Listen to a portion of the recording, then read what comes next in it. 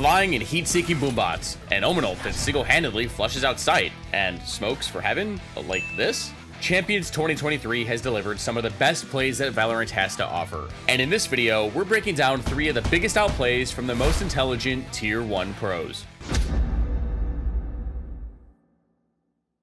Raze's boombot got nerfed a while back, so that just like me, it doesn't have a long duration anymore. This 300 credit ability can feel lackluster sometimes, and it doesn't really go the distance anymore. But there's still some secret tech that pros use that make this little guy extremely useful and even win you rounds. The score is 12-9, and EG need one more round to close out this best of 3 series against Foot. But this won't be easy. The defense has 2 big ultimates online, one being Viper's Pit. And on Bind, where mid doesn't exist, this thing can single-handedly anchor down a site. And teams at this level have special setups for when they have this ult online. This is usually where the pit locks down one area of the map, while Viper's teammates stack the others, putting the attackers at a difficult crossroads. Do you try and pick apart the ult?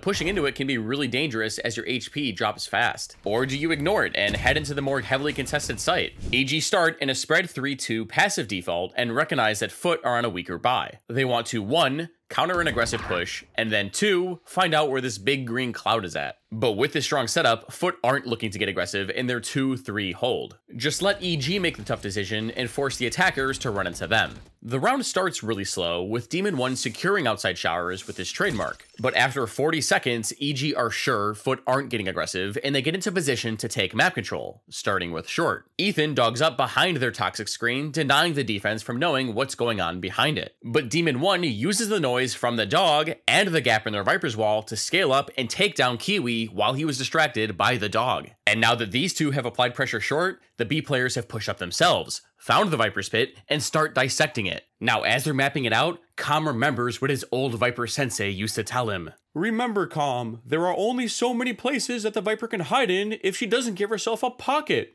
Spam her. If they combine their utility and spam in the right way, they can take it down. But how are the hookah players going to get her out? I mean, they can't jump in, that's a death sentence. So Calm rips his own snakebite, spams his Vandal, and then Jogamo gets an idea. Because now, they should go rotating, drifting towards that other side. Whoops.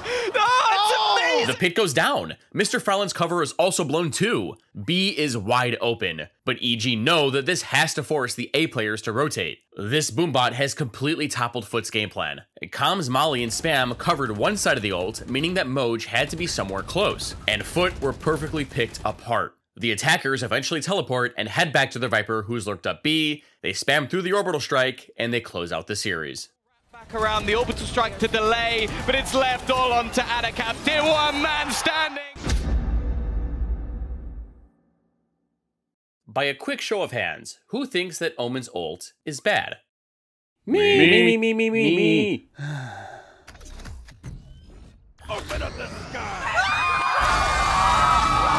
In this map, FNATIC started off 0-4. Awesome way to start off any game, but Foot managed to snag a couple rounds, and their economy is starting to spiral out of control. 1 or 2 more rounds, and Foot are back in the driver's seat this game, but FNATIC have a sick strat in store. Their plan this round is to contact up B main and hit the site. It doesn't sound crazy, but hitting B head-on with only 1 duelist can be risky. 1 Molly and the entire push gets derailed. And don't worry, Teets, I have a plan. Okay, Boaster, if you say so. As soon as the round starts, Boaster throws a smoke in defender spawn, but uses his ult to teleport 5 feet away from himself. Because Split's spawn is so deep, and this smoke is positioned in such a way that you need to physically run all this way to check things out, the defense is naturally going to be worried about Omen being back here. And this fake pressure is working really well. Adacaptain has left his heaven position to check out the chaos, and FNATIC have contacted into B main behind their Cypher spy cam. Sky is left all on her own. She's toast.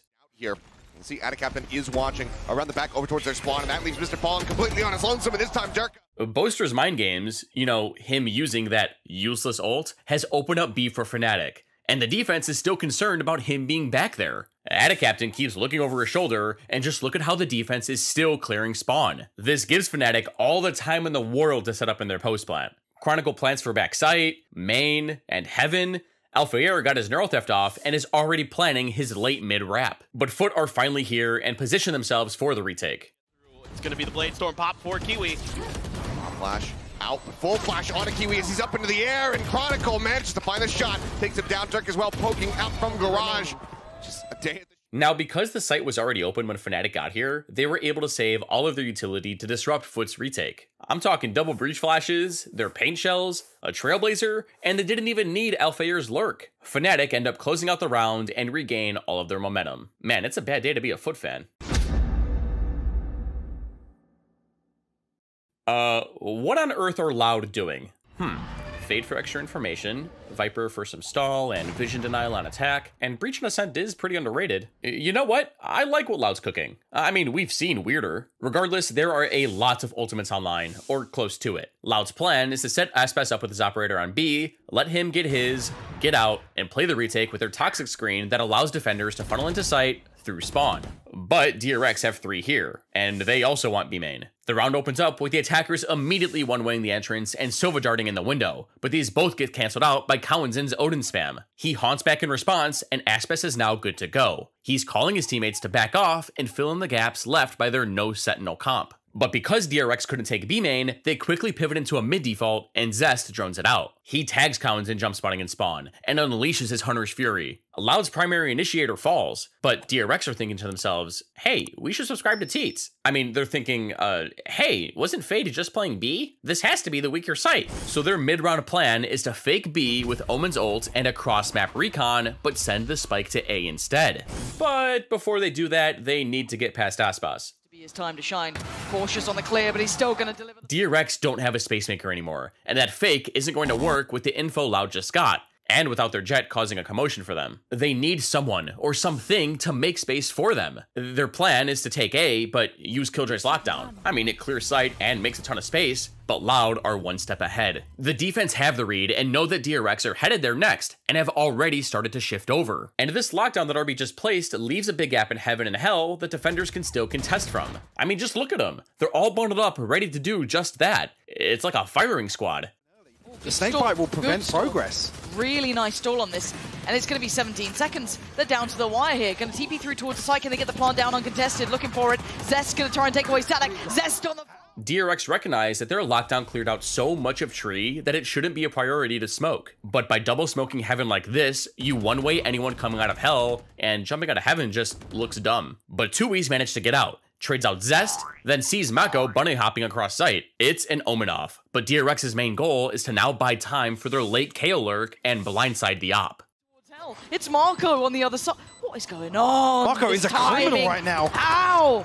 Move over, Stewie. Without 2E's, Aspas is left in a 3 versus 1 with his op. He makes his way through heaven to try and save it, but DRX were not going to let that happen. Now, to be honest, I kind of wish we got to see more Breach in that round. I really think he's an underrated pick on this map. If you don't believe me, then check out this video right here.